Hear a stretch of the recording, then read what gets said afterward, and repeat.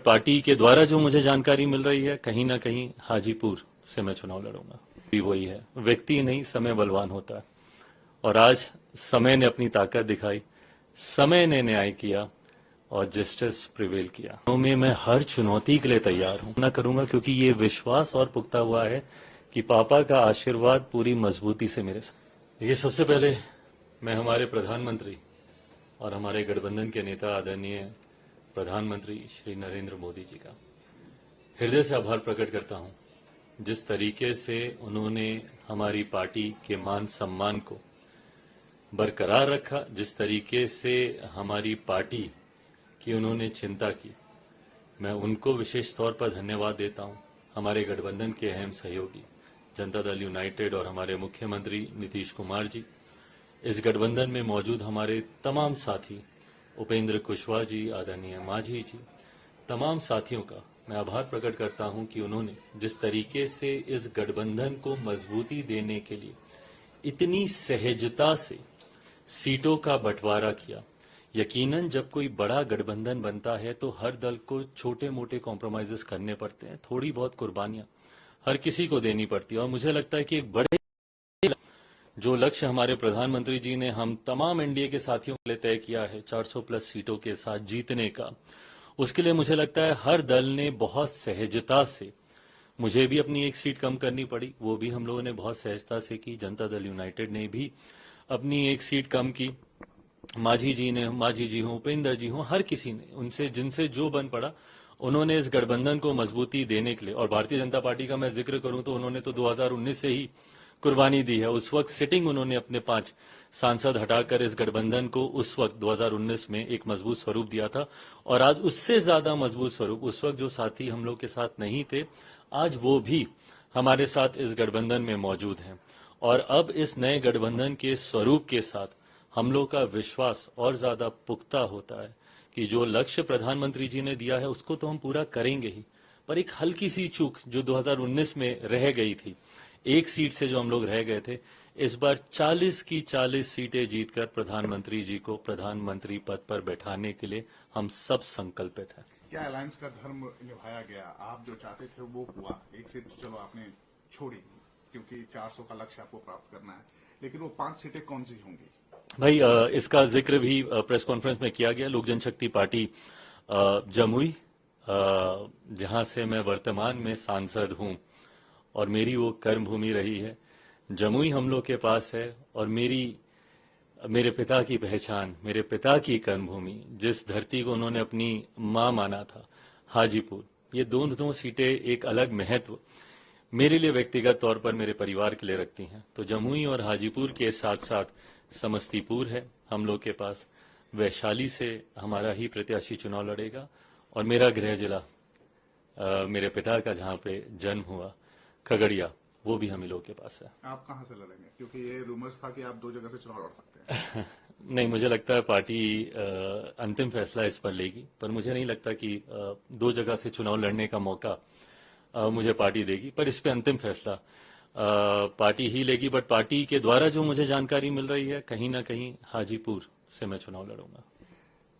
ये 5 सीट्स हैं और जो घर की जो लड़ाई थी वो भी सामने दिखी इस बंटवारे से पहले।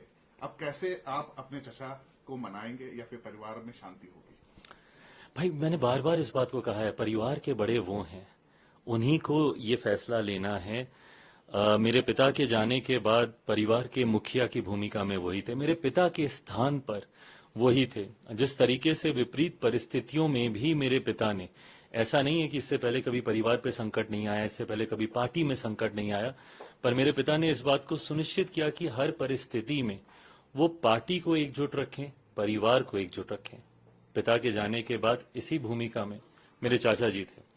उनको इस जिम्मेदारी को निभाना था कि भले लाख विपरीत परिस्थितियां हों, लाख कठिनाइयां हों, पर उसके बावजूद पार्टी ना टूटने दें, परिवार ना टूटने दें। और वो पार्टी जिसको मेरे पिता ने खून पसीने से बनाया था, उस पार्टी का नाम, सिंबल आज भी फ्रीज है। कहीं ना कहीं इस बात का दुख पापा जहां पे भी होंगे उनको आज भी होता होगा कि जिस सिंबल को उन्होंने चुना था, जिस नाम को उन्होंने चुना था, वो आज भी वो फ्रीज है।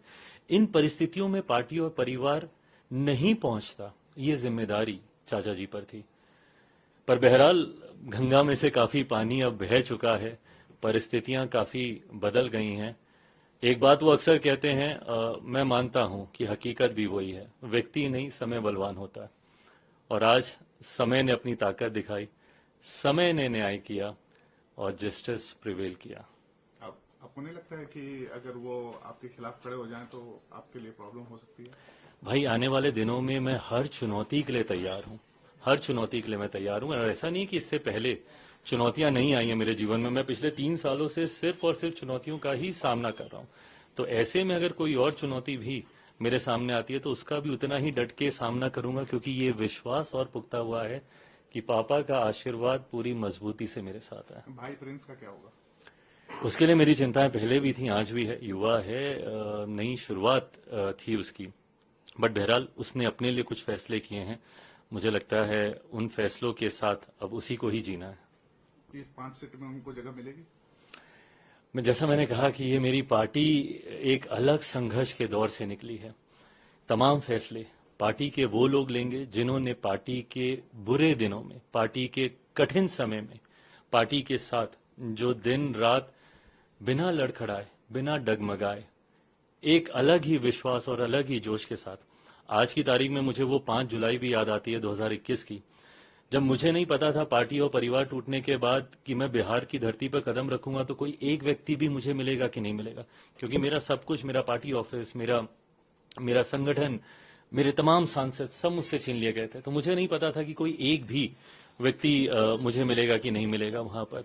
वहां से मैंने अपने संघर्ष की शुरुआत की और उसमें जो लोग मेरे साथ जुड़ते गए, आज की तारीख में वो लोग मेरी प्राथमिकता है। सामंजस्य कैसे बिठाएंगे, क्योंकि आपने खुलकर विरोध किया और अभी भी मुखर रहते हैं नीतीश कुमार को लेकर, और दूसरी सबसे बड़ी ज्यादा सीट उनको मिली है, तो जदयू के साथ सामंजस्य आप कैसे बिठाएंगे बिहार में? देखिए, मुझे नहीं लगता कि सामंजस्य बिठाने में तब कोई कठिनाई आती है जब आपके लक्ष्य निर्धारित होते हैं। आज की तारीख में हम लोग बहुत बड़े लक्ष्य की ओर अग्रसर हो रहे हैं। 400 का लक्ष्य है एनडीए को जीतने का, 370 सीटें भारतीय जनता पार्टी ने अपने लिए रखी हैं, जीतनी है। ऐसे में मुझे नहीं लगता कि छोटी मोटी बातों में उलझने का कोई मतलब है। मेरे नेता, मेरे पिता ने हमेशा मुझे ये सिखाया था कि राष्ट्र हित सबसे ऊपर होता है, उसके बाद पार्टी और गठबंधन का हित होता है। और मुझे लगता है आज की तारीख में जो फैसले हम लोग ले रहे हैं वो इन्हीं दोनों हितों को साधने के लिए ले रहे हैं। जहां राष्ट्र हित में ये जरूरी है कि प्रधानमंत्री जी उतनी ही और ज्यादा मजबूती से देश का प्रतिनिधित्व करें, उतना ही जरूरी है कि गठबंधन के भी हितों की हम लोग रक्षा करें। और गठबंधन का हित ये कहता है कि अगर हम लोग आपसी वाद विवाद में अभी उलझे रह गए तो इसका नुकसान गठबंधन को होगा, जिसका लाभ विपक्षी लेंगे या लेते रहे हैं। ऐसे में हम लोग का लक्ष्य निर्धारित है, लक्ष्य क्लियर है। 400 के लक्ष्य के साथ हम लोग अग्रसर हो रहे हैं। बिहार में 40 की 40 सीटें हम लोग को जीतनी है।